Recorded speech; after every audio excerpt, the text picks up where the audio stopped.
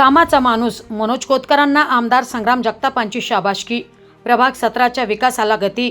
माजी खासदार सुजय विखे पाटील आणि आमदार संग्राम जगताप यांच्या निधीतून विकासाला वेग, नियोजनाची दिशा आणि नागरिकांच्या विश्वासाचं नाव अशी ओळख नगरसेवक मनोज कोतकर यांनी आपल्या कामातून निर्माण केली।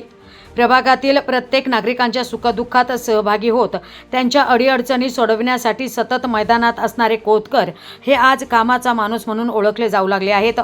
एकेकाळी मूलभूत सुविधांपासून वंचित असलेला प्रभाग आज सुजलाम सुफलाम आणि स्मार्ट विकासाच्या दिशेने वाटचाल करत आहे। रस्ते, गटार, ड्रेनेज यासह पिण्याच्या पाण्याच्या प्रश्नावरही त्यांनी प्रभावीपणे काम उभे केले आहे। सभापती पदाच्या कार्यकाळात तब्बल 1 कोटी रुपयांचा निधी पिण्याच्या पाण्याच्या पाईपलाईनसाठी मंजूर करून आणत त्यांनी विकासाची मजबूत पायाभरणी केली। पहिल्या टप्प्यात अवघ्या 6 महिन्यात पाईपलाईनच्या कामाला सुरुवात झाली असून टप्प्याटप्प्याने 3 पाण्याच्या टाक्यांचे कामही हाती घेण्यात येणार आहे। दौंड रोड परिसरातील नागरिकांची वर्षानुवर्षांची तहान भागविण्याच्या दृष्टीने हा अत्यंत महत्त्वाचा निर्णय ठरत आहे। या पाईपलाईन कामाचे उद्घाटन आमदार संग्राम जगताप यांच्या हस्ते श्रीफळ वाढवून करण्यात आले। या प्रसंगी राष्ट्रवादीचे शहर जिल्हाध्यक्ष संपत बारसकर, अजित कोतकर, बच्चन कोतकर, अजय चितळे, विशाल भिंगारदिवे यांच्यासह प्रभागातील महिला, पुरुष, कार्यकर्ते आणि नागरिक मोठ्या संख्येने उपस्थित होते। यावेळी आमदार संग्राम जगताप यांनी मनोज कोतकर यांच्या विकासाभिमुख कार्याचे विशेष कौतुक करत नागरिकांच्या गरजा ओळखून सातत्याने काम करणारा लोकप्रतिनिधी म्हणजेच मनोज कोतकर अशा शब्दात त्यांच्या कार्याची पावती दिली। विशेष म्हणजे या प्रभागातील मनोज कोतकर, मयूर बांगरे, जालिंदर कोतकर आणि सुमित लोंढे हे 4ही नगरसेवक विकासासाठी एक दिलाने काम करत असल्याने प्रभाग क्रमांक 17 हा शहरातील आदर्श प्रभाग म्हणून वेगाने पुढे येताना दिसतोय। नागरिकांच्या मूलभूत गरजांना प्राधान्य देत विकासाची गंगा घराघरात पोहोचविण्याचा त्यांचा संकल्प आता प्रत्यक्षात उतरताना पाहायला मिळतोय। तर प्रभागातील पिण्याच्या पाण्याचा प्रश्न कायमस्वरूपी मार्गी लागावा, तसेच नागरिकांना सर्व मूलभूत सुविधा उपलब्ध व्हाव्यात या उद्देशाने रस्ते, गटार, ड्रेनेज, पाण्याची पाईपलाईन आणि पाण्याच्या टाक्यांसह विविध विकास कामे वेगाने सुरू आहेत। या कामांसाठी माजी खासदार सुजय विखे पाटील आणि आमदार संग्राम जगताप यांनी वेळोवेळी मोठा निधी उपलब्ध करून दिल्यामुळेच प्रभागाचा सर्वांगीण विकास शक्य झाला, अशा भावना नगरसेवक मनोज कोतकर यांनी व्यक्त केल्या। हा जो काही निधी आज जवळपास 1.25 कोटी रुपयाचा निधी हा पिण्याच्या पाण्याच्या लाईन करता उपलब्ध झालेला आहे। आता मला तुम्ही सांगा, एवढ्या मागच्या काही काळामध्ये हे स्थानिक आपले लोकप्रतिनिधी असणारे एवढा मोठा निधी मनोज दादा आपण तुम्ही सगळ्या प्रयत्न केलाय, एवढा मोठा निधी उपलब्ध केलेला आहे। त्यामुळे फार मोठं काम आपल्याकडे आज या सगळ्यांच्या माध्यमातून होतंय। आणि 3 पाण्याच्या टाक्या म्हणजे या परिसरामध्ये आता उभा राहणार आहेत, या भागाला पाणी आणण्याकरता उभा राहणार आहेत। त्यामुळे आता बऱ्यापैकी आता तसं पाणी किती जरी आणलं आता ते कमी पडायला लागलं, कारण लोकवस्ती एवढी वाढत चाललेली आहे। सगळे उपनगर, नगर शहराचे वेगळे उपनगर, जसं हा परिसर 17 नंबर प्रभागामध्ये येतो, पण तरी देखील एक दौंड रोड म्हटल्यानंतर स्वतंत्र उपनगर तयार झालेलं आहे। त्यामुळं ह्या सगळ्या परिसरामध्ये म्हणजे आता हे सगळे परिसर ही डावी बाजू आपली आता मोठी लोकवस्ती निर्माण झाली आणि मनोज दादांनी प्रयत्न केला। हे सगळे 3ही लोक, मग लोंढे साहेब असतील, जालू दाते असेल किंवा मयूरजी बांगरे असतील, या सगळ्यांनी प्रयत्न केले। केंद्र सरकारला पाठपुरावा केला, सुजय दादाला पाठपुरावा केला आणि या भुयारी मार्ग कमीत कमी आपण इकडून केळगावला जायचं म्हटलं तरी आपल्याला जाता येतं। कारण आता तुम्हाला आज जर रोज जात नसले पण नवरात्र म्हणजे तुम्ही बरेच लोक तिकडून खालून जाणार आहे, ते कोणासाठी झालं? हे कोणा सुरक्षेसाठी प्रयत्न केला? हे काही इजाचं काम नाहीये, हे केंद्र सरकारकडे काम आहे। म्हणजे दिल्लीला हे लोक 4-5 वेळा सुजयदादा घेऊन गेले, मी काय त्यावेळेस गेलेलो नव्हतो हे मी तुम्हाला सांगतो, पण हे 4 लोक त्यावेळेस ते घेऊन गेलेले होते आणि त्यांनी हे सगळा प्रयत्न करून तिथं रेल्वे मंत्र्याला भेटून याची स्पेशल मंजुरी आणली की आणि या रेल्वेच्या पटरीच्या खालून आम्हाला कमीत कमी जाण्याकरता दुचाकी गाडी केली पाहिजे, लोक आमचे पायी गेले पाहिजे, असा प्रयत्न त्यांनी केला।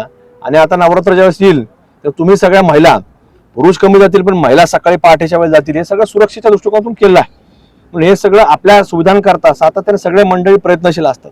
आता एक रस्ता झाला, 2 रस्ते झाले, कुणी असं काय मनात ठेवू नका कराळे सर। काय होतं, एकाच वेळेला एवढा काय निधी मिळत नाही, निधी मिळाला असता तर आम्ही एकाच वेळेस सगळी मान्यता घेतली असती। आता उद्यान असेल, हे असं सगळ्या मागण्या मान्य आहेत आम्हाला, पण आपण प्रायोरिटी ठरवली पाहिजे की 10 लाख रुपये जर उदाहरणार्थ निधी आपल्यापर्यंत आला तर 10 लाखामध्ये खेळण्या बसवायच्या का पाण्याची लाईन टाकायची का रस्ता घ्यायचा का ड्रेनेज घ्यायचं हे देखील ठरवलं पाहिजे। पण एकाच वेळेला तुम्ही आणता सगळंच हेच करून द्या तेच करून द्या असं काय मात्र तुम्हाला सांगतो हे प्रॅक्टिकली शक्य होत नाही। म्हणून काल्पनिक बोलण्यापेक्षा, कुणीतरी काहीतरी बोलतं म्हणून आपण बोलण्यापेक्षा मग प्रॅक्टिकली काय होणार आहे, रिझल्ट कशाला मिळणार आहे याच्यावर आपण चर्चा केली पाहिजे। त्यामुळे आता काय कुठल्या निवडणुका नाही, कुठे राजकीय विरोधक काय आता येत नसतात, निवडणूक आले ते विरोधक येत असतात, मग त्यांना निवडणुका जवळ आल्यानंतर आठवतं हे काम झालं नाही ते काम झालेलं नाही। पण त्याला विचारलं पाहिजे 5 वर्ष कुठं होते. आता यांची निवडणूक आत्ताच झालेली, आता अजून 5 वर्ष. तसं पाहायला गेलं हे म्हणले असते बघू 5 वर्ष जवळ आलं, पण तसं कोणाच्या मनात भावना नाही. आपलं ते सगळ्यांच्या मनात भावना एकच आहे की आपल्याला जे निवडून दिले तर 5 वर्षाकरता आपण पूर्णपणे वेळ दिला पाहिजे, सेवा दिली पाहिजे आणि प्रश्न सोडवण्याकरता शासनाकडून कुठला निधी आणता येईल याच्याकरता आम्ही सगळे प्रयत्नशील असतो. कारण महानगरपालिका आज तुम्ही पाहिलं तर आजच नाही तर मागच्या 10-15 वर्षामध्ये निधीच्या बाबतीमध्ये फार अडचणी आहेत. त्यामुळे हा निधी जो काय आज शहरामध्ये काम चालतंय हे संपूर्णपणे म्हणजे 99% निधी हा राज्य सरकारने केंद्र सरकारच्या तिजोरीतनं आणण्याकरता, मग तिथं सुजयदादा असतील किंवा इथं राज्यामध्ये राज्य सरकारकडून आणण्याकरता मी स्वतः प्रयत्नशील असतो. आम्ही सगळे मंडळी मिळून हा प्रयत्न करतोय, त्याच्यात हे सगळे कामं होत आहेत. आणि ह्या लोकांचा विशेष करून हे सगळे लोक कार्यक्षम लोक आहेत. तुम्ही सुद्धा कार्यक्षम असल्यामुळे निवडून दिलेले आहेत. कारण एवढा मोठा निधी आज आलेला आहे, 1.25 कोटी रुपये तुम्हाला सांगतो. त्यांनी सांगितलं सावडी भागात संपत बारसकर साहेबांनी न्याला निधी, पण त्यांनी मला वाटत नाही 1.25 कोटी रुपये पिण्याच्या पाण्याच्या लाईन करता न्याला. पण तुम्ही पिण्याच्या पाण्याला प्रायोरिटी दिली हे महत्वाचं आहे. त्यामुळे अशाच पद्धतीने सगळेजण काम करत राहा. जसं आता मनोजदादांनी सांगितलं आपल्या मनोगतामध्ये, मागच्याच वर्षी 2025 मध्ये मला आजही आठवतं की मी मुंबईला अधिवेशनामध्ये होतो. मार्च महिन्यात चालू होता 25 मधला, आणि मार्च महिन्यामध्ये अधिवेशनामध्ये मला त्यांचा फोन आला की मी खेडागावच्या बाबतीमध्ये अडचण झाल्यानंतर मी जेव्हा MSC मध्ये गेलो तर त्या अधिकाऱ्यांनी माझ्यावरती FIR दाखल केला कोतवाल पोलीस स्टेशनमध्ये, आणि त्यांनी सांगितलं की मला इथं बसून ठेवले. आणि तो गुन्हा कुठला होता? 307 कलम होता. 307 म्हणजे काय की म्हणजे जीव मारण्याचा प्रयत्न. आता जीव मारण्याचा प्रयत्न म्हणजे त्याकडे कुठला हत्यार नाही, काही नाही. तो तिथं गेलेला, फक्त ते अधिकारी थोडं आता अंतर्गत थोडं काही विषय असेल त्याने ते केला, पण हरकत नाही. तोही मग अधिकारी लोकांशी आपण चर्चा करून तो सामंजस्याने तो विषय कुठंतरी मिटवला गेला. पण मनोज कोतकर ही व्यक्ती ही काय कुठले त्याच्या घरी लाईट येत नाही म्हणून गेलेली नव्हती, पण ती आपल्याच नागरिकांकरता गेलेली होती. हे सगळं प्रयत्नशील राहणं हे महत्वाचं असतं, आणि म्हणून त्याचीच पावती आज तुम्ही मनोजदादाच्या माध्यमातून, कामाच्या माध्यमातून, मतपेटीतून मिळवली. त्या बाबतीत तुमचे आम्ही सगळेजण मिळून या ठिकाणी आभार देखील या ठिकाणी मानतो. आज आपल्या दौंड रोड परिसरासाठी मागच्या वेळेस आपण पाण्याच्या टाकीचं भूमिपूजन केलं आणि त्याचं काम बऱ्यापैकी वरती आलं, आणि त्याला आवश्यक असणाऱ्या जी पाण्याची पाईपलाईन आहे तिचं उद्घाटन आज या ठिकाणी माननीय आमदार संग्रामभाई जगताप साहेब त्याचप्रमाणे सर्वांच्या उपस्थितीमध्ये संपन्न झालं. या ठिकाणी हा भाग झपाट्याने वाढतोय आणि पाण्याची समस्या जाणवायला लागली.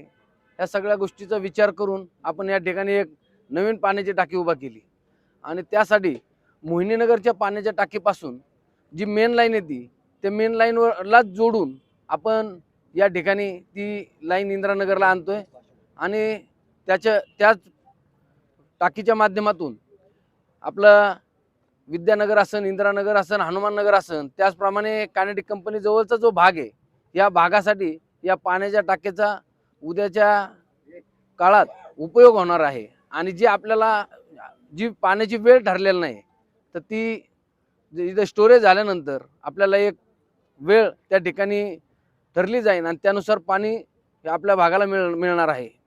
त्याचबरोबर पाणी उंच ठिकाणी असल्यामुळं प्रेशरने पाणी या ठिकाणी आपल्या सर्वांना मिळणार आहे. भविष्याच्या दृष्टीने आपल्या प्रभागाचा विचार करून त्या ठिकाणी माननीय आमदार संग्रामभाई जगताप यांनी सुचवल्याप्रमाणे एक दौंड रोडला एक दूधसागर जवळील मेहरबाबाच्या टेकडीवर आणि एक कांबळेमळ्यात अशा 3 टाक्या त्या ठिकाणी मंजूर करून घेतल्या, आणि ती घेतल्यानंतर पहिल्या आपल्या इंदिरानगरच्या पाण्याच्या टाकीचं काम आज या ठिकाणी चालू झालंय. उद्याच्या काळामध्ये ही टाकी झाल्यानंतर दौंड रोडच्या नागरिकांचा प्रश्न संपणार आहे. त्याचप्रमाणे मोहिनीनगर, दूधसागर, शास्त्रीनगरच्या नागरिकांना देखील ज्या मोहिनीनगरची टाकी आहे ती तिथं स्टोरेज होऊन तिचा त्या भागातील नागरिकांना फायदा होणार आहे. आणि जी मेहरबाबाची टेकडी झाल्यानंतर दूधसागर असन आणि लोंढेमळे असन या भागातील नागरिकांना त्या ठिकाणी त्या टाकीवरून पाणी देण्याचं काम पुढील काळात आपण करणार आहोत. आणि ह्या टाक्या म्हणजे टाक्या उभ्या राहिल्या तर आपल्याकडे पाणी साठवणूक होईल, आणि पाणी साठवणूक झाल्यानंतर आपल्या भागाला वेळेत पाणी मिळण्याचं काम भविष्यात होणार आहे. आमदार साहेबांना एक विनंती आहे की आमच्या दौंड रोड परिसरामध्ये लाईटीचा मोठा प्रश्न कायम या ठिकाणी उभा राहतो, कारण की आरंगाव फेडरवरती या भागाची लाईन असल्यानं त्या ठिकाणी लाईट वेळी कधी पण जाती.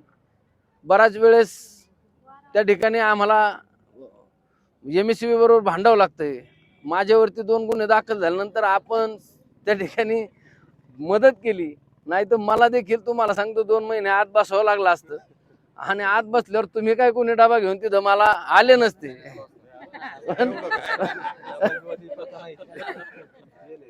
कारण तिथं डबा काय कोणाला देता येत नाही, त्यामुळे तुम्ही आले नसते. नाही तर नक्कीच तुम्ही माझ्यासाठी, कारण मी तुमच्यासाठी भांडतोय म्हणल्यावर तुम्ही माझ्यासाठी उभा राहता. तर पुढच्या काळामध्ये आमदार साहेब, आमच्या लाईटचा प्रश्न आणि त्याचप्रमाणे अंतर्गत काही रस्ते आहेत.